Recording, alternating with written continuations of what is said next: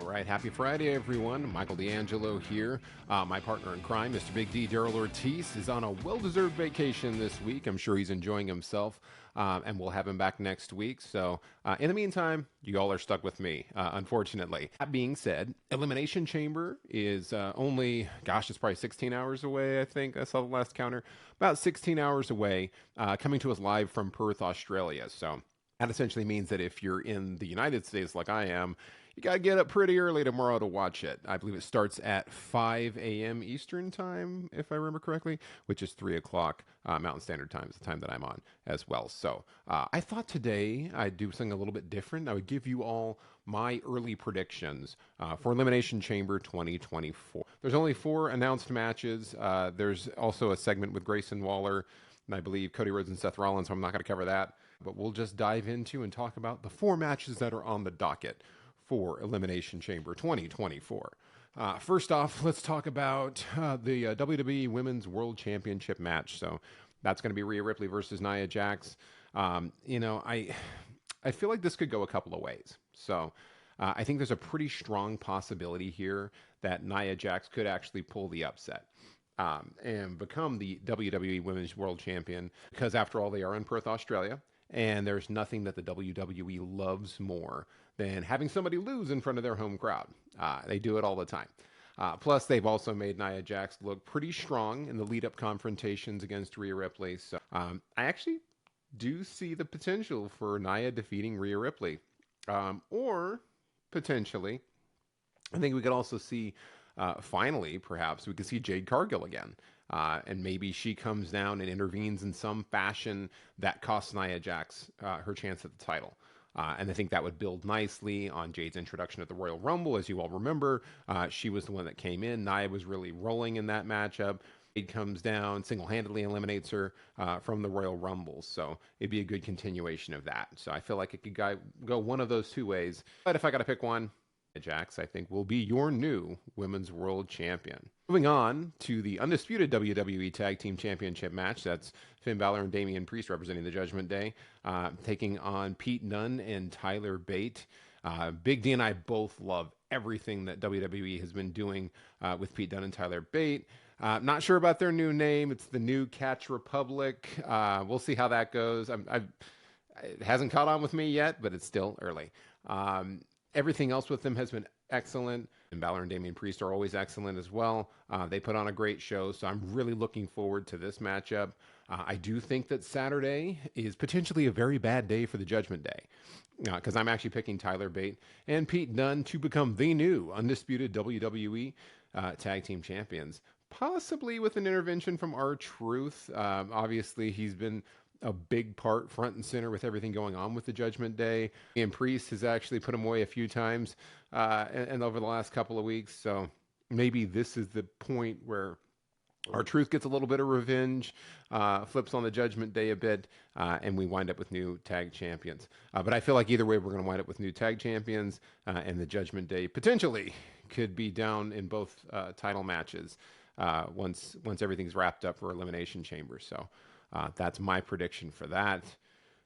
Moving on to the Women's Elimination Chamber matchup. Got Bianca Belair, Becky Lynch, Naomi, Tiffany Stratton, Raquel Rodriguez, and Liv Morgan. So that's the lineup for the Women's Elimination Chamber matchup. Let's start. Probably it's easier to start with who's not going to win. So obviously not Naomi, obviously not Tiffany Stratton, obviously not Raquel Rodriguez. I think those 3 are there kind of for cool spots. That you'll probably see the prettiest moonsault from the top of a pod by Stratton happen at some point during the matchup. They'll each get a chance to shine, but I really don't see Naomi, Raquel Rodriguez, or Tiffany Stratton really having a chance at this one. They're just kind of there to do spots. So that would leave Becky Lynch, Bianca Belair, and Liv Morgan. So those are your top 3. I think it would be really cool to see Liv Morgan, who almost won at the Royal Rumble, win here, but she's just recently returned. She's still on kind of this initial revenge tour, is what they're calling it. So I really doubt that she's going to win here. I think she'll do well, obviously. She'll get a chance to eliminate a couple of her competitors, but I don't think she wins here. Bianca Belair obviously is great, but they really haven't focused that much on building an individual story with her recently. I don't think that she's going to be moving on to WrestleMania either, which leaves the obvious choice, Becky Lynch. And let's face it, sometimes it's the obvious choice for a reason. Becky's story, recently, it's been a lot about she doesn't necessarily have confidence. She doesn't know if she's good enough. She said she needed to beat Nia Jax, and then she didn't. And then she said that she needed to win the Royal Rumble, and she didn't. And she needs to climb that mountain. So she's had this list of failures, and it's almost kind of talking about reinventing herself.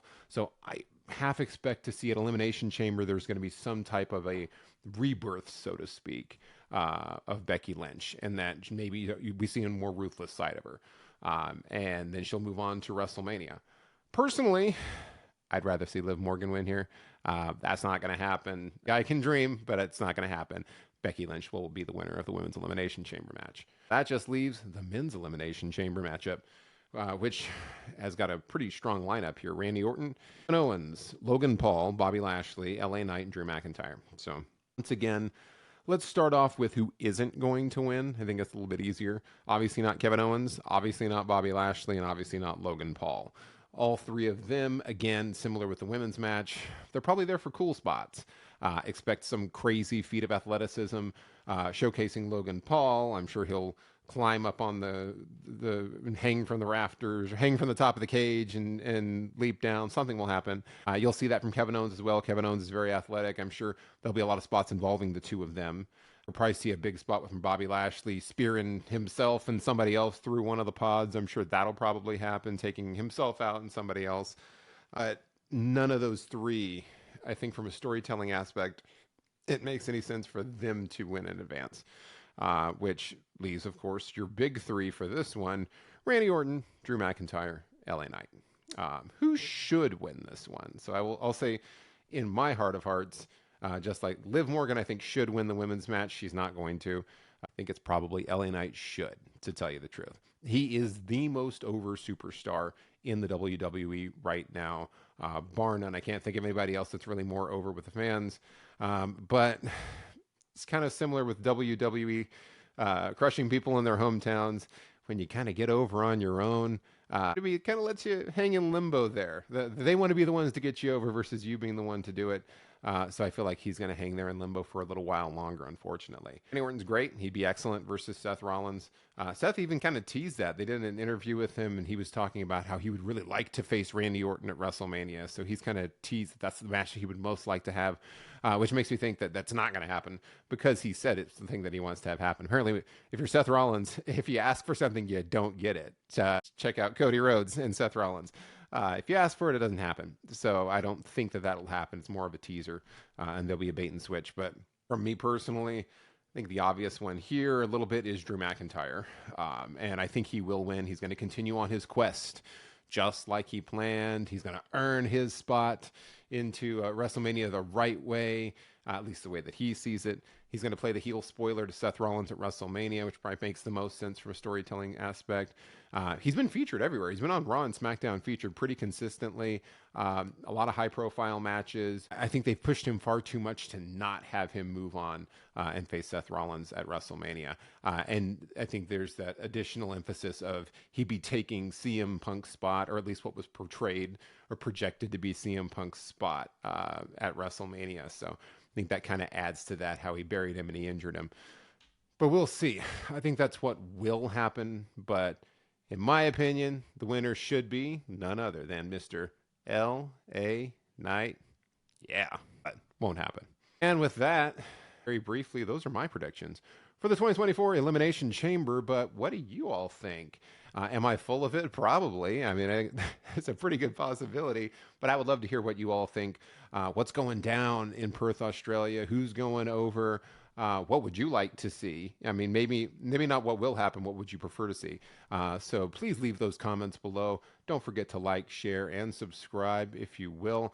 As always, thank you all so much for the support and for tuning in for this brief preview predictions for Elimination Chamber 2024. We'll see you next week, and you'll see me and Mr. Big D, Daryl Ortiz again. So thanks again for the support, and we'll see y'all next time.